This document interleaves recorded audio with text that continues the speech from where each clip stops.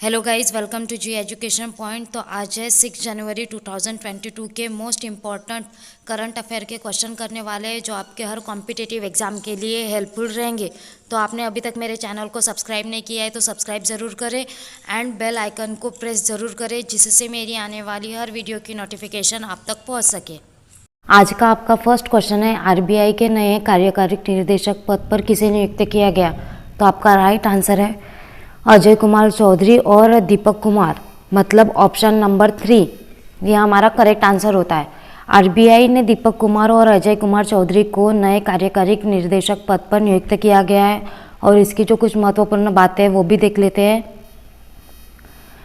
RBI के ED के रूप में नियुक्त होने से पहले दीपक कुमार आरबीआई के सूचना प्रौद्योगिकी विभाग का नेतृत्व कर रहे हैं, जबकि अजय कुमार चौधरी पर्यवेक्षण विभाग के प्रभारी मुख्य महाप्रबंधक के पद पर कार्यरत है। आरबीआई के वर्तमान गवर्नर है शक्तिकांत दास और आरबीआई की स्थापना वर्ष 1935 में हुई थी। ये आप लोगों को ध्यान में रखना है। नेक्स्ट क्वेश्चन, तो आपका सेकंड क्वेश्चन है, आरबीआई ने किस पेमेंट बैंक को अनुसूचित बैंक द्वारा दर्जा दिया? तो आपका राइट आंसर है एयरटेल पेमेंट बैंक। भारतीय रिजर्व बैंक ने एयरटेल पेमेंट बैंक को अनुसूचित बैंक का दर्जा दिया है और इसकी जो कुछ महत्वपूर्ण बातें हैं वो भी देख लेते हैं। एयरटेल पेमेंट बैंक 115 मिलियन उपयोगकर्ताओं के आधार के साथ देश की सबसे तेजी से बढ़ने वाला डिजिटल बैंकों में से एक है। एयरटेल थैंक्स ऐप की मदद से एयरटेल पेमेंट बैंक ने बैंकिंग बिंदुओं के खुदरा नेटवर्क के माध्यम से डिजिटल समाधानों को काफ़ी सरल बनाया और एयरटेल बैंक के एमडी और सीईओ नुब्रता विश्वास है और एयरटेल बैंक पेमेंट बैंक का मुख्यालय नई दिल्ली में स्थित है। एयरटेल पेमेंट बैंक की स्थापना 2017 में हुई थी। यह आप लोगों को ध्यान में रखना है। नेक्स्ट क्वेश्चन,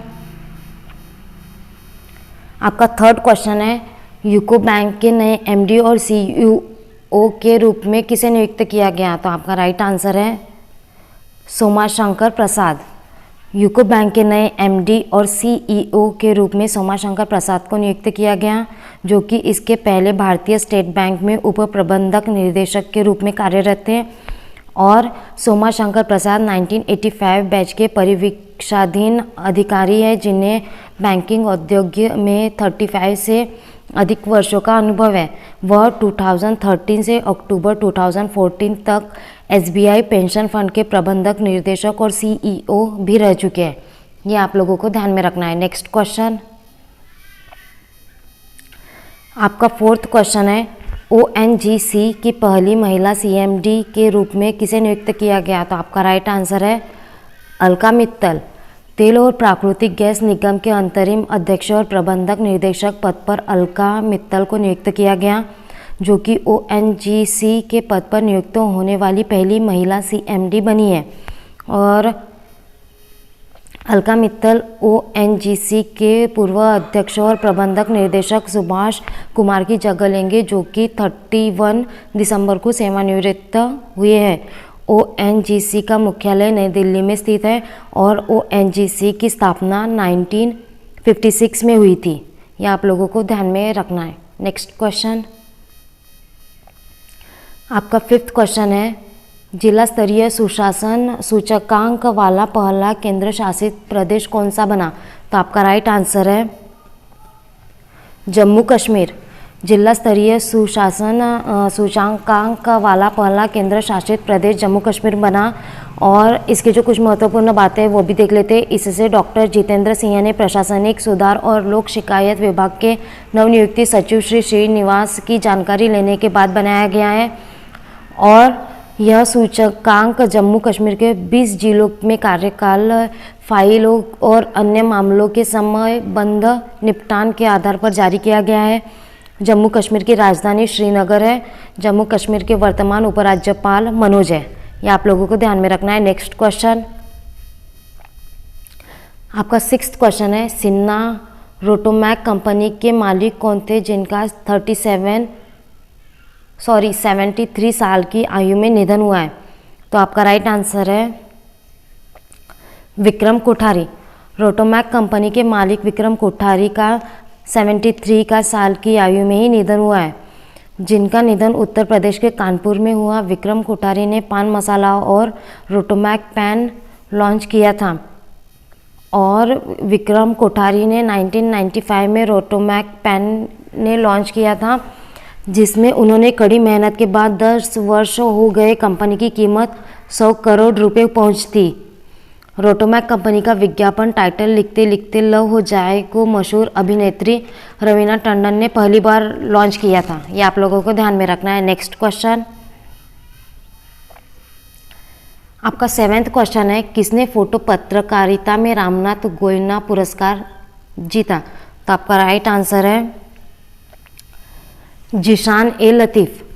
फोटो पत्रकारिता श्रेणी में रामनाथ गोयनका पुरस्कार से जिशान ए लतीफ़ को सम्मानित किया गया। और इसकी जो कुछ महत्वपूर्ण बातें हैं वो भी देख लेते हैं। जिशान ने अपने फोटो निबंध एनआरसी में कठिन संघर्ष को दर्शाया था, जिसे अक्टूबर 2019 में द कारवां में प्रकाशित किया गया था, जिसमें उन्होंने लोगों की दुर्दशा का दस्तावेजीकरण किया था, जिन्हें राष्ट्रीय नागरिक रजिस्टर से हटा दिया गया था। नेक्स्ट क्वेश्चन, आपका 8वां क्वेश्चन है, दक्षिण ध्रुव पर अकेले पहुंचने वाली पहली अश्वेत महिला कौन बनी? तो आपका राइट आंसर है हरप्रीत चंडी। 32 वर्षीय भारतीय मूल के अधिकारी एवं फिजियोथेरेपिस्ट हरप्रीत चंडी ने दक्षिण ध्रुव पर अकेले पहुंचने वाली पहली अश्वेत महिला बनी, जिन्हें पोलर प्रीत के नाम से भी जाना जाता है। वह अपने 40वें दिन के अंत तक 700 मील की यात्रा अपने सेफ्टी किट के साथ 50 डिग्री सेल्सियस के नीचे तापमान तक के संघर्ष के बाद दक्षिण ध्रुव पर पहुंची और इस रिकॉर्ड को बनाने के लिए उन्होंने 60 मील प्रति घंटे की गति से चल रही हवा से लड़ते हुए पहुंचकर इतिहास रच दिया। ये आप लोगों को ध्यान में रखना है। नेक्स्ट क्वेश्चन, आपका 9वां क्वेश्चन है, all India federation cup carrom tournament 2021 में महिला वर्ग का खिताब किसने जीता? तो आपका राइट आंसर है रश्मि कुमारी।